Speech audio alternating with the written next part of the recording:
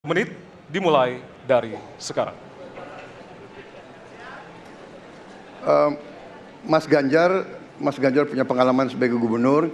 Saya ingin bertanya, bagaimana pemikiran Bapak untuk mengatasi pengangguran yang masih banyak, terutama lulusan-lulusan sekolah dan sarjana yang belum tertampung. Mungkin pengalaman Bapak bisa Bapak memberi suatu pencerahan kepada kami. Terima kasih. Waktunya masih ada, Bapak ada yang ingin ditambahkan? Baik, cukup.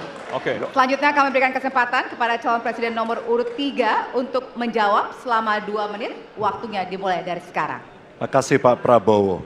Isu ini sangat kontekstual dan saya kira dari pertanyaan masyarakat begitu sulitnya mendapatkan pekerjaan. Ada beberapa poin Pak. Yang pertama adalah membuka ruang investasi yang cukup besar dengan cara memastikan penegakan hukumnya bisa berjalan baik, kepastian hukumnya berjalan dengan baik, transparan, akuntabel, mudah, murah, cepat dalam sebuah layanan.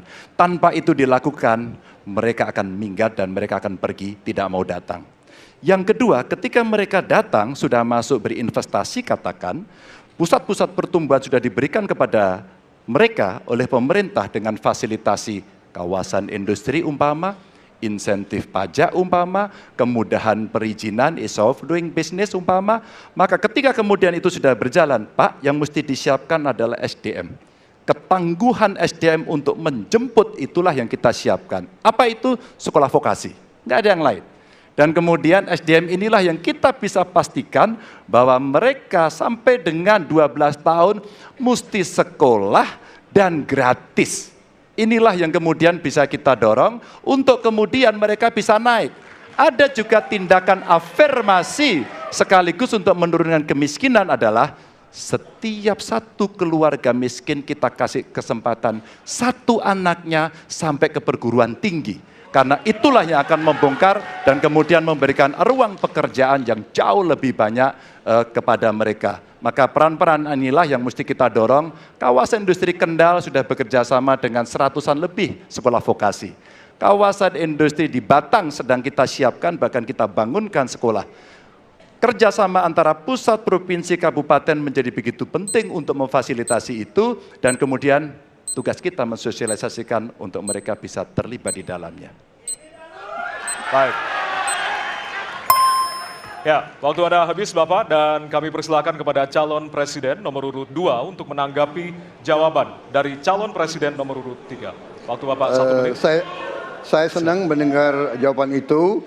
Berarti Bapak bisa mengakui prestasi pemerintah Jokowi dalam mengembangkan KEK semua, mendorong hilirisasi, menciptakan lapangan kerja, mengundang investor-investor ke Jawa Tengah untuk menciptakan pertumbuhan ekonomi yang bermutu dan berkelanjutan. Terima kasih. Ya. Waktunya masih ada, Bapak? Cukup. Baik, selanjutnya kita berikan kesempatan kepada calon presiden nomor urut 3 untuk menanggapi tanggapan dari calon presiden nomor urut 2. Waktunya 1 menit dari sekarang. Pak Prabowo, terima kasih. Ketika kami merancang kawasan-kawasan industri dan bagaimana percepatan itu kita lakukan, kami duduk dengan para menteri, bahkan kami duduk dengan presiden. Kami punya pikiran yang sama dalam merancang ini karena kita ingin menjemput 2045 sebagai negara maju, negara unggul. Itu yang harus kita ciptakan. Maka ketika kemudian soal setuju tidak setuju, kami hampir 10 tahun. Bahkan proyek-proyek strategis nasional yang ada di Jawa Tengah, saya bereskan Pak. Karena itu bentuk tanggung jawab kami sebagai wakil pemerintah pusat di daerah, dan kami tahu posisi itu agar kita berada dalam satu barisan menjemput keunggulan Indonesia di 2045. Masih ada waktu Bapak? Cukup. Cukup? Baik. Ya, dan selanjutnya kita akan berikan